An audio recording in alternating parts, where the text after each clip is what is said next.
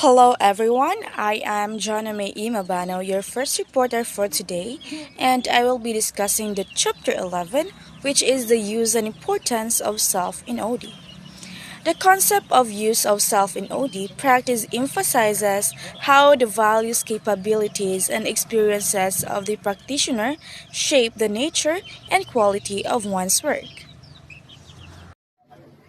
If I were to say ano important ang use of self, it is because when we are more self-aware, we are better at understanding ourselves. Then we are able to identify changes we want to make and recognize our strengths so we can build on them. For example, nakatry ko trabaho naman for 3 years. So, night time jud nga, bad mood ko ba tungod sa mga problema sa schoolworks. Kinaglisod kog manage kay lagi, trabaho ko kabuntag, tas klase trabaho pagkagabi, tas klase pagkabuntag, napay family problem, financial problem, o ga-overthink na ko ato, and here comes akong best friend sa work na nga, ay dyan na, kumusta man ka?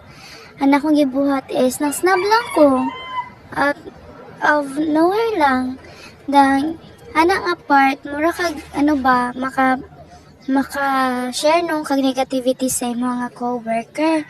Self-awareness is often a first step to goal setting. Atong ako, wala na siya, mura siya nanong nga sa daway ako, yung sala na ko. So it is very important to include admitting when you don't have the answer and owning up to your mistake. So ato nga time na ako ay sorry sala na ko to nara ko'y problema. Demoto na okay na mi. Self is the most important tool for the practitioners. Jamie Son and the colleagues likewise point out that effective use of self includes not only for our self awareness but also our ability to interpret what is going on as clearly as possible and take action appropriate to the situation. If I were to ask ngano nga gisulti diri nga ang self is an instrument, it is because employees feel happy when managers connect with them on a personal level. Just like for example, ato nga tayo mo na ako problema financially nga naka-connect kong negativity sa ako nga co-worker. My supervisor actually approached me in a good way. Ngano makaingon, anak ka dyan na, is there something wrong? Pwede ko nimo ma-sharean anytime, anywhere, as long as ready na ka.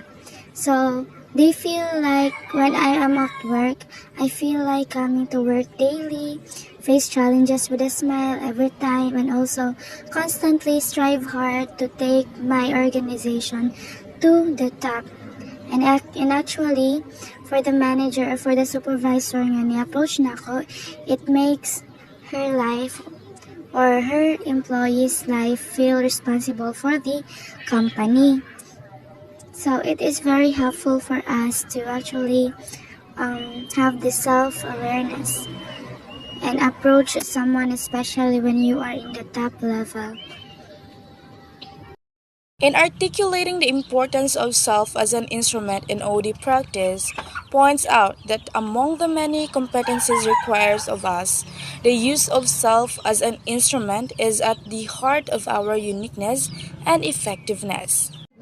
In addition for that, self-awareness is the ability to focus on yourself and how to action thoughts or emotions do or don't align with your internal standards. So, self-awareness is a imong ability to focus sa imong kagalingan ug sa imong action, thoughts and emotions, not just for yourself but for everyone, because if you're highly self-aware, you can objectively evaluate yourself, manage your emotions, align your behaviors with your values, and understand correctly how others perceived you. Just like sa kon nga gihatag nga example, og I know some of you right there is naka-experience og yung ani or naka-encounter og yung ani nga situation. So you better have a self-awareness, okay? Practitioners must have a high degree of self knowledge and a relentless desire for self development. Efforts of OD practitioners to develop oneself are guided by various competency models that have been in existence since the 70s. Talking about model, Here is the Western OD competency model. The evolution of OD practitioner competencies reflects the historical development of OD practice described in Chapter 1. To move forward, the first generation OD practitioner was on 1960s to 1970s, highlighted the importance of personal awareness and group dynamics. The second generation OD practitioner was on 1980s to early 2000, so the need of tightening the link between OD efforts and business results. The almost 3 decades evolution of OD practitioners' characteristics and competencies described above echo the generation of the Worley, Ruthwell, and Sovalia in 2005. Somehow, we also have local OD competency model. In the Philippines, there have been similar efforts to determine competency model for OD practitioners. We also have the competency that an OD professional needs to develop. This includes understanding the organizational behavior groups and teams, and as well as the psychology of work. The second one is designing interventions. The third one is facilitation and process consultation. The fourth one is evaluating changes. And the last one, which is the fifth one, is system thinking. Another study on the Filipino OD practitioner complements the findings cited by Presbyter in 2006. The study highlighted the need for local OD practitioners to continue to deepen their knowledge on organizational psychology, interventions and methodologies of OD group dynamics, process constellation, interventions, and research methods. 3 years after the 2011 study, Ateneo Corp conducted a follow-up research on OD competencies as described in Chapter 2. Hello? Just kindly stay tuned as my co-members, Jusame and Johnny, will continue the report of Chapter 11. Thank you so much for paying attention. Have a nice day ahead. God bless. So good morning everyone. So I am Johnny Mabilio. So today I'm going to report the continuation of the previous report in Juna Mabano. So guys, so my assigned topic is the person of practitioner. So OD practitioners relates with others in manner that exemplifies recognition of oneself as an instrument of changes. So competencies under this cluster include emotional intelligence and reflective thinking and authenticity and integrity, and also openness to continuous learning. So guys, OD practitioner has skills needed in order the organization has changes, no, and to improve efficiency and in the workplace. So there are competencies needed if you are organization development practitioner, no. So guys, so the first competency of organization is emotional intelligence. So emotional intelligence is ability to manage one's and others' emotions across and situations. Is important especially when faced with difficult circumstances, no. So this means that as an OD practitioner, you must have emotional intelligence. You have emotional intelligence, and where you are able to feel the feelings or the problems of the organizations or the personnel in the organizations. So you should have found plan, no, of the action and share the problem. Make sure mo problem dili lang kay ikaw lang. So share do the problems to the higher positions, no, of the manager or the middle the mid of the for decisions for the good of the employees or organizations, no. So the second one is reflective thinking.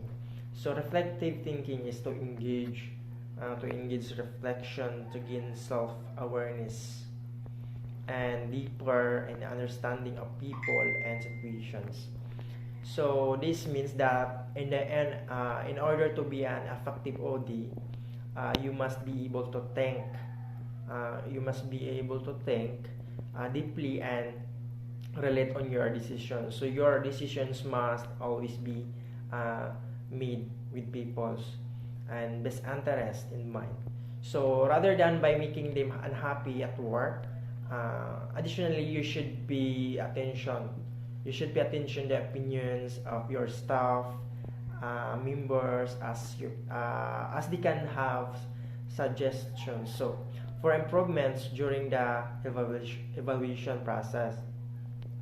So reflecting on your own how to best provide the employees with benefits or compensation. So the third is the authenticity and integrity. So effective OD practitioners must have clarity about their personal values, so assumptions and preferences, and the courage to admit when they get the way of work. So they need to be true one's words and ensure observance of ethical practices is one's profession. So this means that as an audit practitioner, you must have censor or with your promises to them.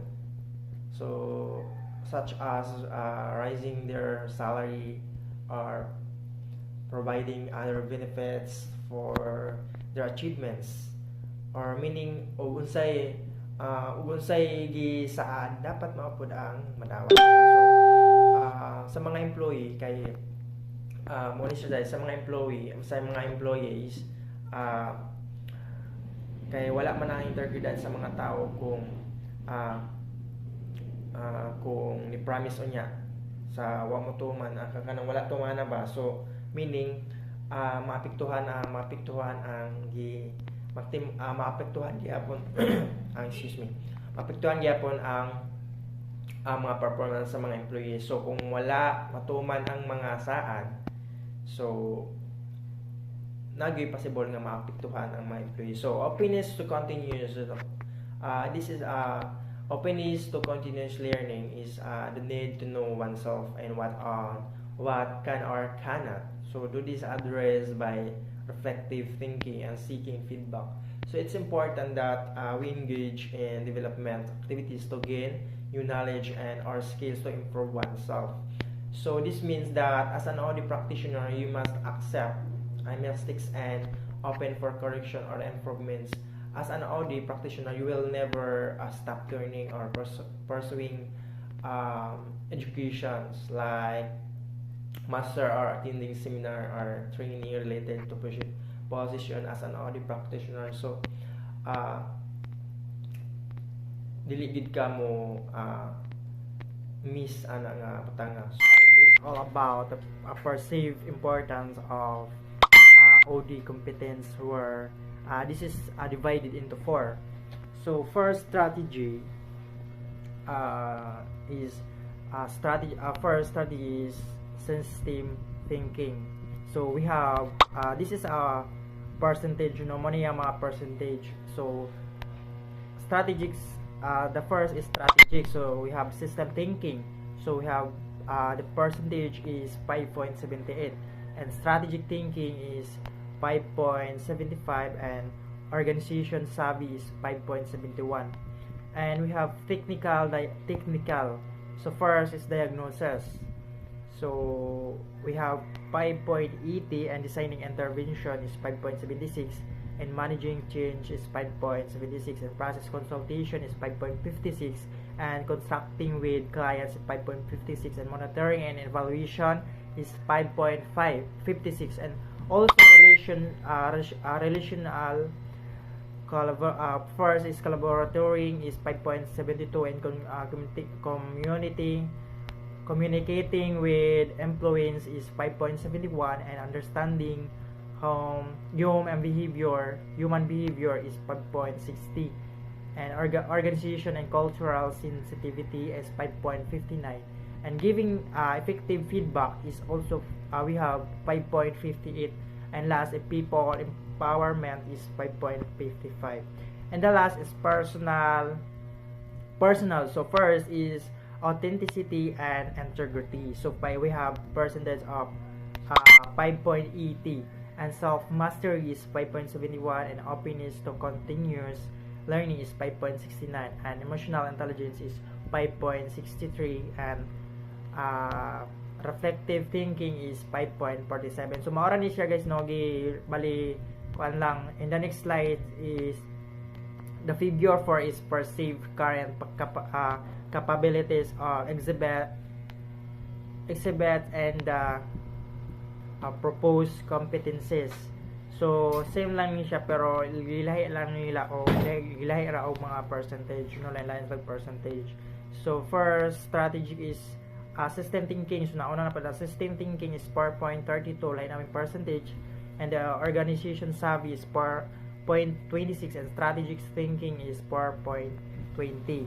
And the next is technical. So process facilitation is 4.55, and constructing with client is 4.45 also, and diagnosis is 4.33, and designing intervention is 4.13, and monitoring and evaluation is 4.12, and managing change is 4.11. So and relational collaborating is 4.62, and organizational and cultural sensitivity is 4.61, and understanding human behavior is 4.51, and giving effective feedback 4.43, and people empowerment is we have percentage of 4.39, in communicating with employees is 4.26. And that's all my reports, guys. Thank you.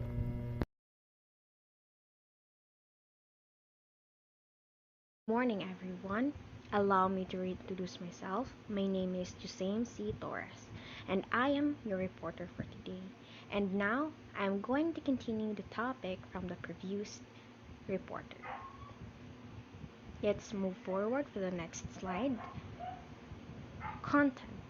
The heading categorizes academic or theoretical topics like behavioral science, theories, interventions, design, principles, business dynamics, economics, research methods, and project management. Under this heading, they are deemed more academic or theoretical in nature, just like behavioral science theories and intervention, design, and more. In their assessment, there are areas belong to well-established bodies of knowledge which may be learned through multiple channels such as distance learning. Next is context. Beyond classroom learning and theoretical grounding, they also emphasize the value of learning by doing and suggest there are topics and concepts that are best learned through application, experimentation, experience, and reflection. This is experiential learning and it's the fullest. Methods may include a field like interviews, consultation projects, and research paper and immersions. Next, the use of technology. So one concrete way of enabling a more flexible learning approach of OD education is through the use of technology platforms that are increasingly available. These technologies can range from providing virtual interfaces like virtual classes and online discussions, just like this. Access to publications and researches according to Fernandez in 2017. and collaboration software for real-time research and consulting projects. Next, research and theory building within the Philippines and Asia. So, in this time, OD as a field began in the US and the UK. Today, it is practiced all around the world in practically all sectors of society. And OD has in the Philippines for the past 4 to 5 decades as well. In academic and practitioner circles, it is quite common to hear questions and concerned around the applicability of Western theories of the Asian or Philippine context.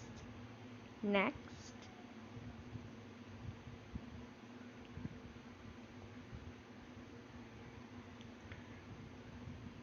in this part, as practitioners, it is deepen and broaden their OD practice. It is critical to know and provide avenues for continuous learning where competence in the foundational and evolving science and practice of OD can be sharpened. So now we'll move forward to Appendix A, OD Practitioners Network, Competencies of OD Practitioners, source from Worley, Rothwell, and Sullivan in 2005. Marketing. Here's an effective organization development practitioner can. There are 1 to 7 items, examples from the marketing. The first one is beware of systems wanting to change. Number 2, be known to those needing you. 3, match skills with potential client profile. 4, convey qualifications in a credible manner. 5, quickly grasp the nature of the system. 6, determine appropriate decision makers. And the last one, example from the marketing, is determine the appropriate process. Next slide. In enrolling. Number 8, building trusting relationships. 9, present theoretical foundations of change. 10 is a deal with effectively with resistance. 11, help the client trust the process. Number 12 is help the client manage emotionally charged feelings. And the last one, example from enrolling, which is collaboratively design a change process. And now we'll go to contracting examples. Number 14, contact psychologically for collaboration, help the client reflect on motivation, clarify outcomes, build realistic on motivation, conduct a mini assessment, identify the boundary of system to be changed, articulate an initial process to use. And 21, explicate ethical boundaries. And the last one is confirm commitment of resources. 23, identify critical success factors for the intervention. 24, clarify the role of consultant. And 25 is to clarify the role of client. 26, so this is the last one, is to begin to lay out an evaluation model. Let's go to mini assessment. 27 is further clarify real issues. 28 is beware of how one's biases influence interactions. And 29 is link change effort into ongoing organizational processes. And 30 is identify formal power. And the last one is identify informal power. And now for the data gathering, this is 32, determine an appropriate data collection process. 33, determine the type of data needed. 34, determine the amount of data needed. 35 is utilize appropriate mix of methods to ensure efficiency. 36 utilize appropriate mix of methods to ensure validity. 38 is to utilize appropriate mix of data collection technology. 39 is to clarify boundaries for confidentiality rather. And 40 is select a process that will facilitate openness. Enough data has been gathered. 46 to suppress judgment while gathering data. 47 is use statistical methods when appropriate. 48 is to recognize what is relevant. And 49 is to know how data from different parts of the system impact to each other. And 50 is to communicate implications of system theory. And 51 is continuously assess the issues as they surface. And 52 is to stay focused on the purpose of the consultancy. And the last one for the diagnosis example is to utilize a solid conceptual framework based on research. Okay, for the feedback. 54. Prepare leadership for the truth. 55. Evolve participants so they begin to own the process. 56 is to synthesize the data gathered into themes. 57 is to create a non-threatening atmosphere. And 58 is to facilitate complex and emotional patterns. So now for the planning, the continuation is the number 59. To distill recommendation from the data. 60 is a focused action that regenerates the high impact at lowest cost rather. 61 is consider creative alternatives. 62 is mentally rehearse and adverse consequences. And 63 is mentally rehearsed potential gains. So for the participation, 64, facilitate a participative decision-making process. 65, obtain direction from leadership. Obtain commitment from leadership. Co-create an implementation plan that is rooted in the data. Co-create an implementation plan that is concrete. Co-create implementation plan that is simple. Co-create implementation plan that is clear. Co-create implementation plan that is logically sequences and activities. Co-create implementation plan that is results oriented. Co-create implementation plan that is measurable. And the last one is the co-create implementation plan that is rewarded. So for the intervention, an effective organization development practitioner can, in terms of intervention, reduce dependency upon consultant, instill responsibility for follow-through, intervene at the right depth, pay attention to the timing of activities, facilitate concurrent interventions, help manage impact on related systems. Last one is to redesign interventions or mindfully respond to new dynamics. So now we're on to evaluation. 82. Integrate research with theory and practice. Initiate ongoing feedback in client-consultant relationship. Choose appropriate evaluation methods. And determine the level of evaluation. Ensure evaluation methods is valid. Ensure evaluation is reliable. Ensure evaluation method is practical. So now for the follow-up is to establish method to monitor change during the intervention. Establish method to monitor change after the intervention. Use information to reinforce positive change. Use information to correct negative change. Use information to take next steps. And the last one is a link evaluation with expected outcomes.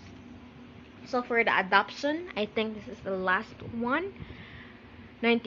Number 95. Transfer change skills to internal consultants so that the learning is continuous. 96. Maintain or increase change momentum. 97 is to link change process to daily life of system. 98 is to mobilize additional internal resources to support continued change. 99 is to determine the parts of the organization that is warrant a special focus of attention. 100. Number 100 is to pay attention to movement back to old behaviors.